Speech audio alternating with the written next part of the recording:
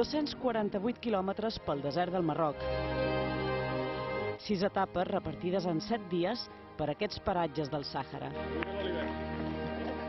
Miquel Capó i David Sánchez s'han preparat durant mesos per córrer aquesta cursa per primera vegada.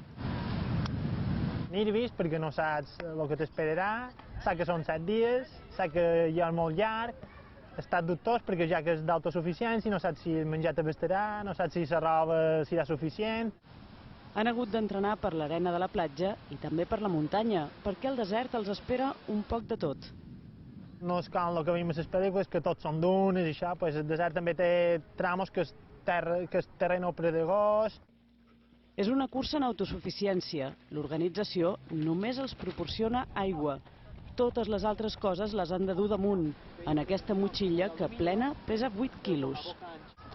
Mira, lo que hemos entrenado con peso ha sido con paquetes de arroz, para simular el peso del día de la carrera. Luego, en cuanto a la comida, prácticamente va a ser esta. Es comida deshidratada. Esto lo único que es abrirlo, echar un poquito de agua dentro, moverlo y listo para comer.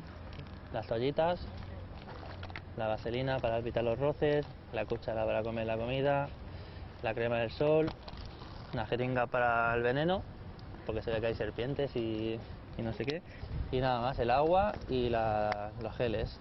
Aquí lo que llevamos, bueno, son las barritas energéticas, los geles, la ropa, el saco de dormir y poco más.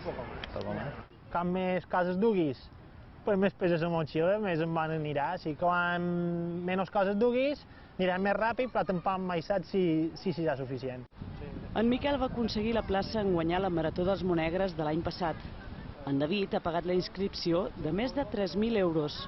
Els objectius que tenen també són ben diferents. Nada, conseguir la medalla de finisher, o sea, traer la medalla a casa, simplemente. Jo he entrenat, en principi, per quedar davant, en els 10 primers, i després, si podem quedar més endavant, pues, lluitarem per quedar més endavant. En Miquel té 38 anys i en David 35, i estan a punt de començar un dels reptes més especials de la seva vida.